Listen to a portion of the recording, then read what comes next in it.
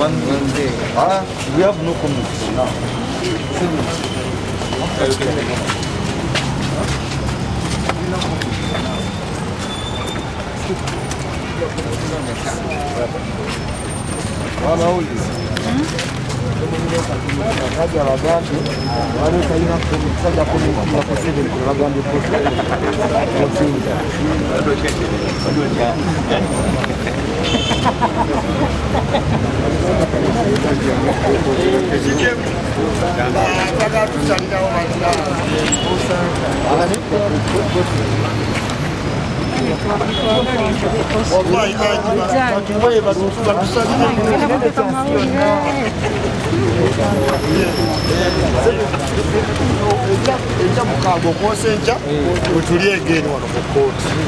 Abalala baagala mugenda kavalinga nakyo tukola emirimu gigenda mu maaso tugende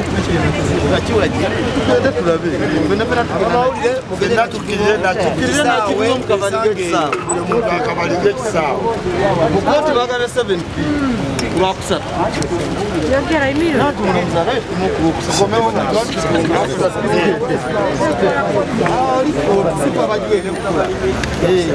bagambye mutukirire wansi tukavalinga tugende wansi tukavalinga ekisaawe abasobola mutubasange mu kisaawe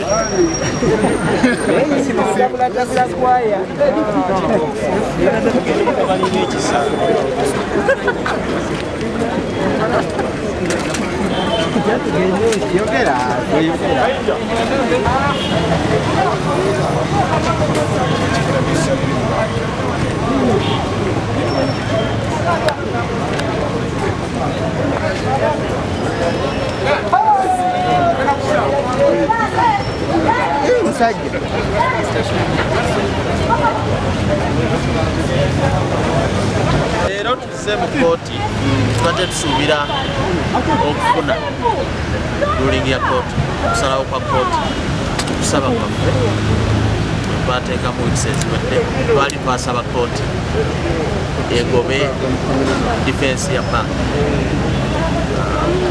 olw'ensonga nti difensi yalimu ebintu bimenya amateeka banka ye Kenya okutokola era mubadde mulaba nti bateeka mudamu submissions balaga olunaku lwaleero nebajja okutuwa ensalawo ya kooti naye tuze ku kooti neeraga nti ekyawandiika tenakubeera beno neyongezaayo naku 2 tujja kukomawo owokusatu nga 7 omwezi guno ku ssaawa 5 wetusuubira okufuna ensalawo ya kooti.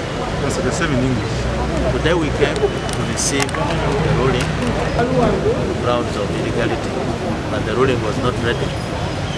The court was in October this year at 11.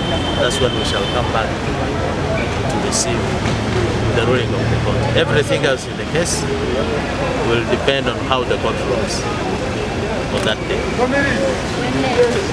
Thank you.